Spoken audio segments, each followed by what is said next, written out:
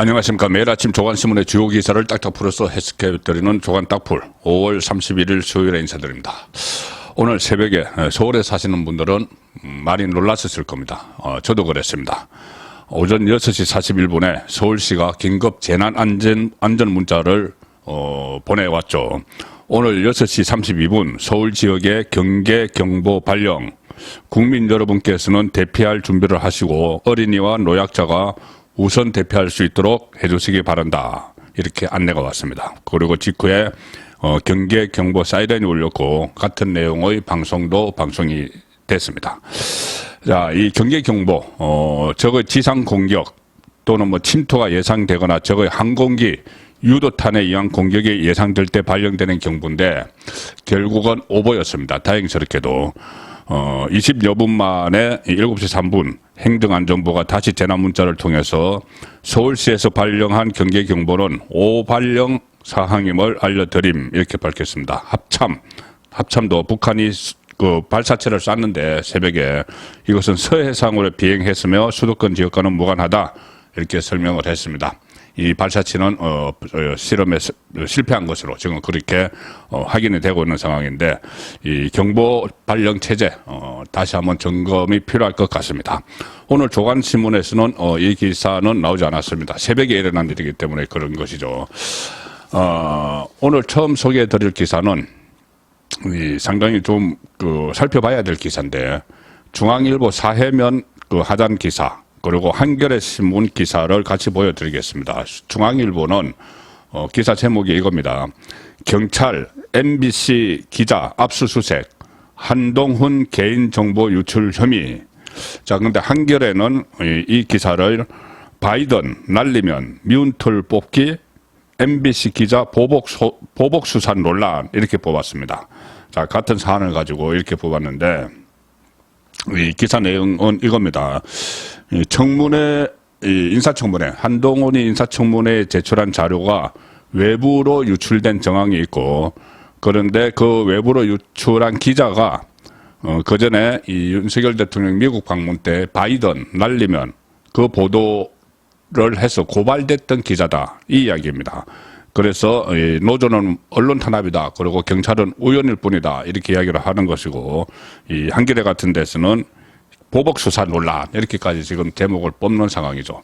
자, 이것을 그런데 이 자세히 내용을 살펴보면은 보복수사 논란이라기보다는 이 기사를 보도를 하고 그 바이든 날리면 기사를 보도한 MBC 기자 임현주 기자입니다. 임모 기자로 나오는데 임현주 기자. 이 임현주 기자가 바이든 날리면을 이 자막을 왜곡해서 지금 보도한 의혹이 있죠. 그래서 고소고발됐고 그 임현주 기자가 그 외에도 지금 윤석열 정부에 대한 어떤 악감정을 가지고 있는 것 아닌가. 그래서 한동훈 장관의 이 개인 신상 정보를 외부로 흘렸는데 그 외부로 흘린 곳이 바로 다름 아닌 한동훈 뿐만 아니고 윤석열 대통령에 대해서 집중적으로 공격을 하고 김건희 여사 줄리 의혹을 제기를 했던 열린공간 TV라는 것입니다. 그쪽으로 이 자료를 빼돌렸다는 이야기가 되는 것이죠. 일단 기사는 이렇게 됩니다. 경찰이 한동훈 법무부 장관의 개인정보를 유출한 혐의로 MBC 기자 임모 씨, 42세 임모 씨와 국회 사무처 등을 압수수색을 했다. 경찰이 MBC 본사에 진입하는 과정에서 경찰과 MBC 노조가 1시간가량 대치하는 소동도 벌어졌다. 이 서울경찰청 반부패 공공범죄수사대 어제 오전에 임 씨의 주거지와 차량을 압수수색해서 휴대전화와 관련 문서를 확보를 하고 국회 사무처 의안과에도 수사관들을 보내 지난해 4월에 한동훈 장관의 인사청문회 당시 국회에 제출된 자료들을 확인을 했다. 이번 수사는 서울 강서구의회, 이회의 이 김민석 구의원의 고발에 따라서 시작이 됐습니다. 김민석 구의원이 고발을 했는데 김민석 구의원이 누구를 고발을 했냐면은 자신을 더불어민주당 첫 인사라고 주장하는 서모 씨가 나옵니다. 서모 씨가 김 구의원에게 한동훈 장관과 가족들의 주민등록 초본, 부동산 매매 계약서 등을 제공을 했다. 그런데 그렇게 되니까 이 김 구의원이 그 자료가 개인정보보호법 위반 소지가 있다고 판단해서 경찰에 고발을 했고, 김 구의원은 인사청문회를 앞두고 언론에 제공되는 일반적인 자료 수준을 넘어선 것으로 판단했다. 이렇게 고발 이유를 밝혔습니다. 자, 그런데 이 내용이 어떻게 됐냐면은, 임현주 기자가 본인의 메신저로 열린공감TV 쪽에 한동훈 법무부 장관의 인사청문회 관련 자료를 보냅니다. 이 인사청문회 관련 자료는 여러 가지가 있는데 그 중에서 주민등록 초본, 외부 타인이 이렇게 떼기 어려운 거죠. 주민등록 초본, 그리고 이 15년 전에 한동훈 장관과 이 목사 한 사람이 아파트 매매 계약을 체결한 계약서, 이런 것들을 보냅니다.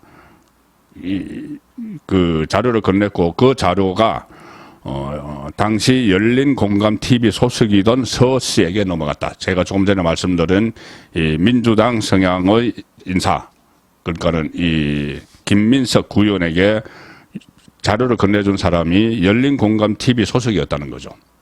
그 사람에게 자료를 넘겼습니다. 임 기자가 그 사람에게 열린공감TV 소속이던 서 씨에게 자료를 넘어갔는데, 자, 이 자료를 이 열린공감TV는 다른 데서 또 활용을 합니다. 그리고 이 서 씨가 왜 이것을 그 구의원에게 줬느냐, 김민석 구의원에게 줬느냐, 그것은 이 서 씨가 김민석 구의원에 대해서 악성 댓글을 달았다가 그것을 고소를 했는데, 김민석 구의원이 고소를 했는데, 그걸 치하하는 조건으로 내가 정보를 하나 줄 테니 이거 그거 좀 치하해줘, 이렇게 하면서 이 자료를 줬다는 겁니다. 그런데 김민석 구의원이 그 자료를 보니까 이것은 개인 그 사생활 보호 침해다, 개인 정보 보호 침해다, 이렇게 해서 고소를 해버린 거죠. 이 김민석 구의원은 지금 무소속인데 원래 국민의힘 소속입니다. 그런데 얼마 전 기억하실 겁니다. 이 구의원이 공익근무요원 병역을 같이 병행을 하다가 논란이 됐었죠. 그때 국민의힘을 탈당을 해서 무소속이 된 인물입니다. 자, 그래서 그런 과정을 통해서 이 한동훈 법무부 장관의 아주 민감한 개인 정보가 이 임현주 기자, MBC 김현주 기자를 통해서 열린공감TV 소속이던 서 씨에게로 넘어갔다, 이렇게 되는 겁니다. 자, 그런데 그 자료가 아파트 계약 그 자료도 있다고 그랬죠. 그런데 이 자료를 확보한 열린공감TV 쪽에서 그 목사를 찾아갔어. 이 한동훈 법무부 장관과 15년 전에 아파트 계약을 했던 목사를 찾아가서 이거 혹시 위장 매매 아니냐, 한동훈과 어떻게 하느냐, 이런 식으로 또 일종의 그 보도를 빙자해서 좀 괴롭힘을 했죠. 그래서 이 목사가 또 열린공감TV로 고소를 하는 이런 상황으로까지 번졌습니다. 그 자료가 MBC 임현주 기자가 확보를 해서 넘겼다는 거죠. 열린공감TV에. 그러니까 MBC 내부에서 자료를 이렇게 공유를 하고 기사 쓰는데 공유를 했다면은 별 문제가 없을 줄 몰라도 제3의 회사에 이것을 공유했기 때문에 문제가 될 수 있다. 그래서 압수수색이 들어간 겁니다. 국회에서 자료를 받을 때까지는 정당한 취재 활동이겠지만 이 자료를 제3자에게 넘길 자유까지 있다고 보기는 어렵다. 자, 이것이 이 김한규 변호사가 한겨레에 한 이야기입니다. 이 열린공감TV가 어떤 곳이냐? 그 처음에 윤석열 대통령이 처음에 정치에 입문한다고 할 때부터 윤석열 엑스파일 이런 것을 보도를 했었죠. 그리고 김건희 여사 그때 녹취록, 불법 녹음된 녹취록, 서울의 소리가 불법 녹음한 그 녹취록을 같이 방영을 하고 했던 데입니다. 그리고 김건희 여사가 줄리라고 주장하는 사람을 인터뷰를 하고, 자, 이런 진보 좌파 성향의 유튜브 기반 매체죠. 여기다 MBC 임현주 기자가 정상적인 매체도 아닌 곳에 악의적으로 유포될 것을 뻔히 알면서 이 자료를 전달한 겁니다. 그리고 실제로 열린공감TV는 계약자, 목사를 찾아가서 취재를 빙자해서 여러 가지 뭔가를 이 한동훈 장관에게 흠집을 낼 만한 뭔가를 찾아다니는 것이죠. 그 자료를 MBC 임현주 기자가 제공을 한 겁니다. 자, 그 전에 MBC는 또 이 김건희 여사 녹취록, 열린공감TV와 서울의 소리가 합작을 해서 만든 그 녹취록을 MBC가 방영을 했었죠. 대선 기간 동안. 어떻게 보면은 제대로 정상적인 매체가 아닌 곳에서 불법 녹음한 것을 MBC가 방영을 했습니다. 대선 기간에. 자, 그런데 그것이 엄청난 윤석열 후보에게 타격을 줄 줄 알았지만은 그게 오히려 역풍이 일어난 그런 상황도 있었습니다. 근데 이번에는 MBC 기자가 본인이 이 유력 방송사로서 확보한 한동훈 법무부 장관의 인사청문회 자료를 어떻게 보면은 정상적인 매체라고 볼 수 없는 곳에 그 자료를 넘겨준 거죠. 자, 그래서 그걸 써가지고 비정상적인 매체라고 볼 수 없는 곳에서 한동훈 장관의 비위를 캔다면서 같이 15년 전 아파트 계약을 했던 목사를 찾아가서 취재를 빙자해서 흠집 찾기 여기에 열중한 그 과정입니다. 그렇기 때문에 지금 이 경찰이 압수수색을 한 상황입니다. 언론사에 대한 압수수색이 좀 민감하죠. 상당히 민감할 수가 있습니다. 왜 그러냐면 언론사에는 여러 가지 취재원에 대한 정보들이 기자 개인의 노트북이나 이런 데 막 들어가 있죠. 그래서 핀셋으로 딱 찍어서 이제 압수수색을 하겠다고 임현주 기자의 이 책상에 가서 책상을 살펴보겠다고 한 겁니다. 그런데 어제 MBC 노조에서 막았었죠. 그래서 MBC 쪽 변호사와 경찰이 같이 가서 압수수색 대상 물건이 있는지 없는지 확인했는데 그 물건이 없어서 그냥 철수를 한 그 상황입니다. 임현주 기자는 바로 MBC가 보도한 이른바 바이든 날리면 자막 사건으로 고발된 그 당사자죠. 작년 9월에 윤석열 대통령 미국 방문 당시의 한 발언을 미국 국회에서 이 XX들이 승인 안 해주면 바이든이 쪽팔려서 어떡하나라는 자막으로 달아서 보도를 했는데 그것이 확실치 않은 내용을 그걸 보도를 해서 논란이 일어났죠. 그래서 지금 일부 언론 단체는 지금 MBC라는 언론사를 이 압수수색 들어간 것을 문제 삼는 것이고 한겨레를 비롯한 좌파 진영에서는 이게 보복수사 아니냐, 바이든 날리면을 쓴 기사에 대한 보복수사 아니냐 이렇게 하는데 이건 전혀 다른 이야기죠. 정말 경찰의 말대로 우연의 일치라고 봐야 되는 것이 처음에 이 사건의 수사가 김민석 의원의 이 고발로 시작이 됐고 이 서모 씨, 이 열린공감TV 소속이던 서모 씨에게 이것이 넘어갔고 그래서 이 서모 씨가 이 자료를 어디서 어떻게 확보를 했느냐 한동훈 법무부 장관의 그 인사청문회 기초 자료를 이것을 수사하다 보니까 MBC 기자에게서 넘겨받았다. 그런데 그 MBC 기자가 공교롭게도 임현주 기자였다. 이렇게 되는 겁니다.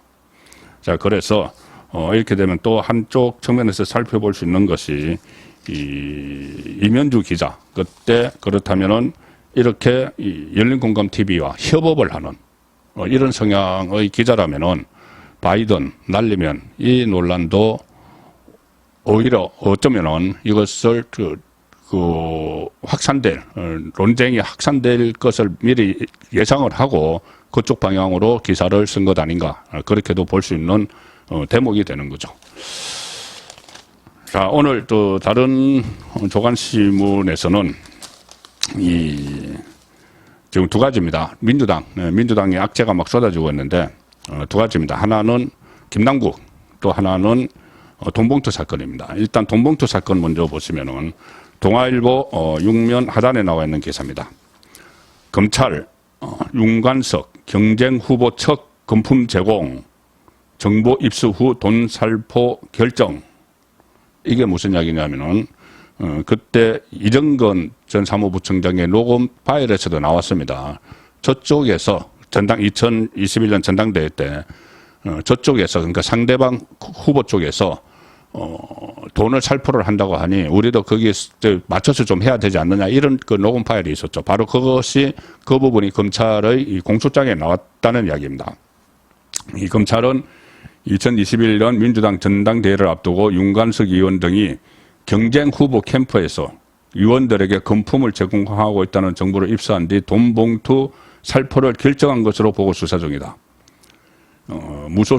이제 무소속이 됐죠. 윤관석, 이성만에 대한 구속영장 청구서에 따르면 그때 경선에 나섰던 후보가 송영길 외에 홍영표, 우원식 후보가 있었는데 그때 전당대회 직전에 송영길이 약간 앞서 있었는데 전국 대의원 지지율이 역전될 가능성이 우려되는 그 상황에서 본인들이 파악을 해보니까는 홍영표 쪽인지 우원식 쪽인지 어쨌든 상대 후보 쪽에서 돈을 돌린다.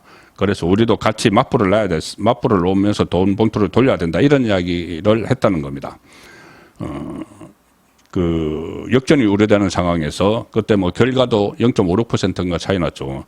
그 역전이 우려되는 상황에서 윤관석은 경쟁 후보 캠프가 국회의원들에게 금품을 제공하며 지지를 호소한다는 정보를 입수했고, 그래서 송영길에 대해서 적극적으로 지지 의사를 밝히지 않은 국회의원들에게 현금을 제공할 필요가 있다. 이렇게 판단했다는 겁니다. 자, 그렇게 되면은 지금 현재 뭐 돈 봉투를 뿌린 의원 지금 2명, 윤관석, 이성만 받은 의원 20명 정도 이렇게 줄줄이 소환되고 기소될 거다 이런 이야기가 나오는데 이것은 송영길 캠프 안에서 일어난 일이죠. 그런데 실제로 검찰의 공소장대로 상대 후보 쪽에서도 그런 일을 벌였다면 그만큼 민주당에서 돈봉투를 만들고 받은 의원들이 더 늘어나게 되는 셈입니다. 자, 그래서 이것이 끝이 어딜지 모르는 이 상황인데 조금 전에 말씀드린 대로 윤관석, 이성만 탈당을 했죠. 일단 꼬리 자르기, 민주당이 꼬리 자르기 하면서 탈당을 해서 지금 체포동의안이 국회에 제출되어 있는 상태인데, 자, 이 상태에서 두 사람의 위장 탈당, 꼬리 자르기, 나중에 다시 복당할 거다. 이런 이야기도 나오고, 있는데, 두 사람은 뭘 하고 있을까? 지금 어제 언론가 접촉을 해서 억울하다, 뭐, 정치수사다, 뭐 이런 식으로 이야기를 했죠. 그런데, 인천에서 발행되는 인터넷 신문, 인천투데이에서 단독 보도를 하나 했습니다. 자, 이 기사입니다. 인천투데이 단독. 탈당 이성만. 민주당 인천시당 행사 참석해 노래까지 불렀다. 민주당을 탈당했는데 인천시당 행사에 참석을 해서 노래도 한 곡 불렀다. 민주당 인천시당 여성위원회 워크숍에 참석을 했는데 아니 논란이 돼 탈당했는데 당 행사에 참석해서 당혹스러웠다. 이것이 참석자들의 이야기고 이성만 측에서는 여성위원장을 강곡한 요청으로 뭐 이렇게 이야기를 합니다. 지금 돈봉투 의혹에 탈당한 뒤 구속영장이 청구된 무소속 이성만, 지역구가 인천 부평 갑입니다. 이성만 국회의원이 민주당 공식 행사에 나타나 논란이 일고 있다. 26, 27일 이틀간 인천 강화군에서 열린 민주당 인천시당 여성위원회 워크숍에 깜짝 방문해 참석자들을 격려를 했다. 그때 민주당 인천시당 지역위원회 13곳의 여성위원장과 인천광역 의원 그리고 기초위원 중에서 여성위원, 여성 핵심 당원 등 70여 명이 참석한 행사인데 이 행사에 참석한 한 사람은 이렇게 이야기합니다. 본인은 무죄를 주장하지만 본인으로부터 시작한 논란으로 당이 어려운 상황에서 굳이 당 행사에 참석해 노래까지 부르는 모습을 보고 이해가 되지 않았다. 민주당 인천시당 관계자는 이성만 의원이 무소속인 점을 알고 있고 당시 행사에 공식 초청한 사실이 전혀 없다. 그런데 행사 소식을 듣고 방문하겠다는 의원을 돌려보낼 수는 없는 것 아니냐. 워크숍 행사가 끝날 저녁 8시께 방문해 여흥 시간에 맥주 한 잔을 하다가 행사 참석자의 요청을 받고 노래 한 곡 하고 나온 것이 전부다. 이것은 이성만 의원 쪽의 이야기입니다. 워크숍 공식 행사가 끝난 저녁 8시에 방문해 여흥 시간에 맥주 한잔 하다가 행사 참석자 요청을 받고 노래 한 곡 하고 나왔다. 이 탈당을 한 것이 사실상 어떤 꼬리 자르기에 의해서 민주당 지도부 특히 이재명 대표의 지시에 의해서 그때 뭐 이루어졌다는 말들이 나왔죠. 그런데 여전히 뭐 민주당 행사에 갔다는 것도 그렇지만 지금 이성만 의원 같은 경우는 돈 봉투를 만들기 위해서 돈을 조달해 준 동시에 본인이 또 300만 원을 받은 사람입니다. 일종의 그 개평 형식으로 뭐 300만 원 받은 사람이죠. 그때 녹음 파일에 넣어놓은 윤관석 의원이 이야기하는 뭐 인천 두라고 애들이 달라고 그래서 봉투 3개 뺏겼어. 그 안에 들어가 있는 인천 출신의 국회의원 이성만, 또 본인이 이 돈 봉투를 만드는 돈을 조달을 해서 지금 이 구속영장이 청구되어 있는 이런 상황에서 민주당 행사에 가서 노래도 부르고 맥주도 한 모금하고 뭐 이런 이야기가 나온 겁니다. 김남국 의원은 어제 그 국회 윤리위 징계 절차가 시작이 됐죠. 자, 조선일보 6면 기사입니다. 6면 그 상단과 하단 기사. 상단에는 그 김남국 의원의 사진이 있습니다. 모습 드리는 김남국, 개딸들에게 이겨내겠습니다. 이렇게 이야기를 했다고 합니다. SNS를 통해서 했겠죠. 단원구 지역사무소에서 언론 카메라에 포착이 됐습니다. 그 아래 기사는 김남국 신속 징계 합의해놓고 국회 윤리위원장 박덕흠, 윤미향 먼저 윤리위 김남국 징계 절차 착수했지만 실제 징계는 뒤로 미뤄질 가능성. 어제 뭐 겉으로는 국회 윤리특위위원장이 민주당 변재일 의원이죠. 겉으로는 이거 빨리빨리 신속하게 국민들이 유혹이 많으니까 신속하게 처리하자. 그래서 윤리자문 위원회 또 원래 2달까지 할 수 있는 걸 1달 내에 해서 끝내고 빨리빨리 신속하게 하자 해놓고는 뒤로 돌아서서 이게 이 국회 윤리자문위원회에서 제명을 결의를 해도 그다음에 이것이 윤리위에서 또 그 표결을 해서 해야 되고 국회 본회의 가서 제명 같은 경우는 3분의 2 동의를 받아야 되죠. 이 절차를 진행을 안 합니다. 그 대표적인 인물이 국민의힘 박덕흠 그리고 민주당 출신 윤미향이죠. 박덕흠 의원은 가족 회사가 이 피감 기관에서 계약을 수주하도록 개입했다는 의혹, 윤미향은 정대협 기부금과 단체 자금을 유용했다는 의혹으로 윤리특위에 넘겨져서 윤리자문위원회가 두 의원에 대해서 제명 의견을 냈는데 그러나 이후 진행이 안 됩니다. 국회 차원에서. 자, 그것을 묵혀놨다가 이것은 아마 작년 초에 일어났던 일인데 이것을 묵혀놓고 그냥 이 국회 회기가 끝나기를 바라고 있었던 거죠. 윤리위가. 그냥 위안부에 넘어가려고. 그런데 김남국 건이 딱 터지니까는 그러면 이것을 먼저 해결해야지. 김남국은 뒤에 발생했으니까는 이거 다음에 하자. 이렇게 지금 이야기를 한다는 거죠. 결국은 이렇게 시간 끌다가 21대 국회 회기 끝날 때까지 윤리위 손에 피를 안 묻히겠다는 그 이야기밖에 안 되는 상황입니다. 자, 오늘 다른 기사들은 주요한 기사지만은 계속 보도가 된 내용들입니다. 동아일보 사면 기사, 간호법 재투표에서 부결해서 폐기했다. 그 야가 강행을 하고 윤석열 대통령이 거부권을 행사하는 악순환이 일어나고 있다.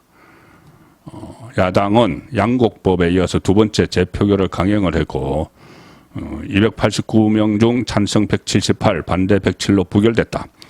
대통령이 거부권을 행사한 법안은 다시 돌아가서 국회로 돌아가서 재의결되는데 그때는 3분의 2가 넘어야지 의결이 됩니다. 그래서 부결이 됐고 그러면 이제 법안은 폐기가 되는 거죠.